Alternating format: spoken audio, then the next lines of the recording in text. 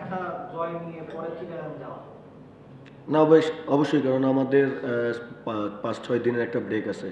So আমার মনে হয় আমাদের এর মধ্যে আমরা ভালো প্ল্যানিং করতে পারবো। আমরা কি ভুল করছি এই ম্যাচে সেইগুলো যদি আমরা শুধরে আবার আসতে পারি, আমাদের জন্য এটা প্লাস পয়েন্ট। আকিল ভাই, আপনি দুইটা ক্যাচ নিয়েছেন, খুব মানে ভালো ক্যাচ নিয়েছেন। এই ক্যাচগুলো নিয়ে দুইটা ক্যাচই খুব দুর্দান্ত ছিল, অনেক সুন্দর দৌড়ে এসেছি। না অবশ্যই, আপনার এইসব হলো টার্নিং পয়েন্ট। যদি আপনি ভালো ক্যাচ ধরতে পারেন তাহলে হয়তো বা রানটা একটু কমে যায়। তো আমার আমার কথা হলো ফিল্ডার যারা তাদেরকে ক্যাচ ধরতেই হবে। সো আমি মনে করি যে ক্যাচ। ভাই ব্যাটিং করা কি একটু কঠিন ছিল? দুই দলেই দেখলাম যে একটু ব্যাটে বলে একটু কারেন্ট কম হচ্ছিল।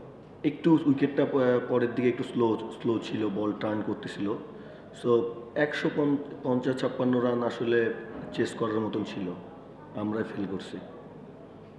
জাকিরের জাকির শুধু একটু স্লো খেলেছে, উনি কি প্ল্যানটা প্রপার করতে পারেনি শেষ পর্যন্ত, আর রাকিনকে না খেলানো?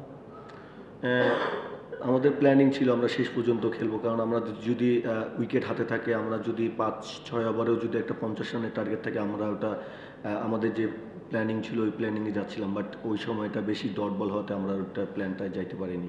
আর রাকিনের বিষয়টা আসলে ও অনেক সিক, ও জ্বর আসছে, এই জন্য আসতে পারেনি। ও ফেসবুকে পোস্ট করেছিল ফ্লু হয়েছে। দেখেন না, আমি দেখি। আচ্ছা, প্রতিটা দলেই দেখা যাচ্ছে যে শেষের দিকে বাংলাদেশি কোনো একজন ব্যাটার অনেক বড় মানে বড় ইনিংস খেলছে। কালকে ইয়াসির রাব্বি খেলছে, আজকে অঙ্কন খেলছে, শামীম খেলছে। তো আপনাদের কাছে কি মনে হয়, যেহেতু মাত্র শুরু, ওই জায়গাটা আপনারা এমন কোনো একজনকে সেট করতে বা দুইজনকে সেট করতে চান কিনা যারা খেলাটা একদম শেষ করবে? না, আমাদের টিমেও সেরকম আছে, জাকির আছে, আমি আছি, এই ধরনের অনেক ম্যাচ আছে আমরা জিতেছি। সো আমার মনে হয় এক ম্যাচ দেখে আসলে সব কিছু ডিসাইড করা ঠিক না। সময় আছে, আমরা ইনশাল্লাহ কামব্যাক করবো। পিয়াল যেটা বলছিল যে মানে শেষের দিকে বাংলাদেশি কেউ মানে দাঁড়াচ্ছে, বড় ইনিংস খেলছে, জাকির জাকির আলী কি একটু আগে পাঠিয়েছেন আপনারা? মানে ও আজকে 5 নম্বরে ব্যাটিং করতে পারবে, না, আগে আমাদের নাকি তার অবস্থান এরকমই হবে, এই অর্ডারেই ব্যাটিং করবে? না, এই জায়গাতেই ব্যাটিং করবে। আর আমরাও চাই যে আমাদের যারা ডোমেস্টিক প্লেয়ার আছে, লোকাল প্লেয়ার আছে, তারা বেশি খেলুক, মানে সুযোগটা বেশি পাক। আর আজকে বেশি উইকেট পড়ে যাওয়ার কারণে আসলে ওকে আরও আর্লি নামতে হয়েছে। সো মানে পরের দিকে আমরা যদি নেক্সট ম্যাচে দেখবেন যে এমনও হবে যে ও 3-4 ওভার বা 5 ওভার পাইছে বা 10 ওভার পাইছে। টি-টোয়েন্টি ক্রিকেটে সাধারণত যেটা হয়, অনেক দল এরকম প্ল্যান করে যে সিচুয়েশন যাই থাকুক, একজন নির্দিষ্ট প্লেয়ার সে 14-15 ওভারের পরেই নামবে, তাতে যদি 1 উইকেট পড়ুক 8 উইকেট পড়ুক, ডাজেন্ট ম্যাটার।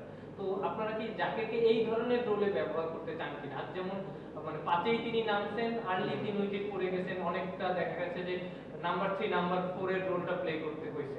নাকি আপনারা এমন চান যে যাই হোক সিচুয়েশন, সে 10 ওভারের পরে খেলবে, 10-15টা বল খেলে সে সেট হবে, শেষের দিকে গিয়ে বড় করবে? না, আমাদের প্ল্যান ও যে জায়গাতে আছে ওই জায়গা থেকেই ব্যাটিং করবে। থ্যাংক ইউ ভাই, সিলেটে দেখা হবে কালকে বিকালে ইনশাল্লাহ আমরা